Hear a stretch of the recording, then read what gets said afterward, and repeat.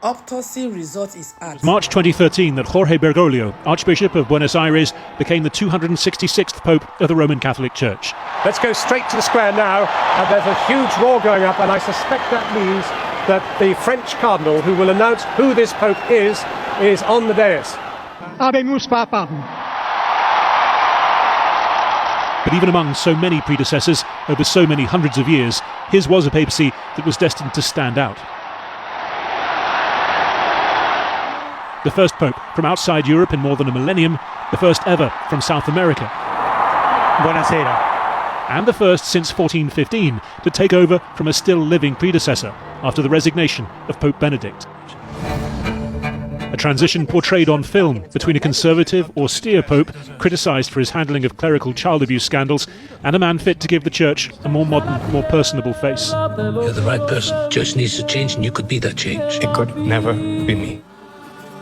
But Pope Francis it would be, a name chosen to communicate humility, connection to the poor.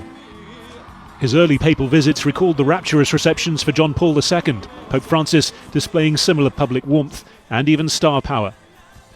Born in Argentina in 1936, of Italian heritage, Jorge Bergoglio suffered pleurisy as a young man and had part of a lung removed, a sign of respiratory problems to come. He found his vocation aged 22 and rose through the ranks of the Church during the disappearances of the so-called Dirty War of the 1970s. He always denied accusations he submitted to the military dictatorship of Jorge Videla, telling a biographer he intervened with him secretly to save lives. At the height of international concern about HIV/AIDS, he kissed and washed the feet of sufferers, trying to end the stigma, and he favoured simple digs and public transport over official cars and residences. For all the shift in tone that brought his papacy, he was no arch-liberal. He followed traditional doctrine on the ordination of women and on gay marriage. He led a landmark Vatican conference on child sex abuse, kissing the hand of a survivor, but drawing criticism from many others, who accused him merely of repeating general promises. I make a heartfelt appeal for an all-out battle against the abuse of minors, both sexually and in other areas, on the part of all authorities and individuals, for we are dealing with abominable crimes that must be erased from the face of the earth. He wasn't afraid to take on other political issues, advocating on behalf of refugees, urging negotiations to end the war in Ukraine. He advocated too for greater tolerance of LGBT members of the Church, saying priests should be allowed in some circumstances to bless same-sex unions. Condemning a person like that is a sin. Criminalising people of homosexual tendencies is an injustice.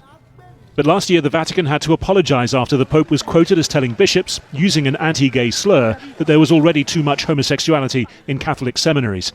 Since early 2023, the severity of Pope Francis's health problems had been becoming ever clearer. His last years marked by repeated bouts of breathing difficulties, flu, bronchitis, intestinal surgery, as well as deteriorating mobility. But they were also marked by what many saw as the culmination of his papacy. A 3-year project soliciting opinion from throughout the Catholic communion as he strove for reform in the face of conservative opposition. An approach that mixed humility and ambition, one that embodied the man himself.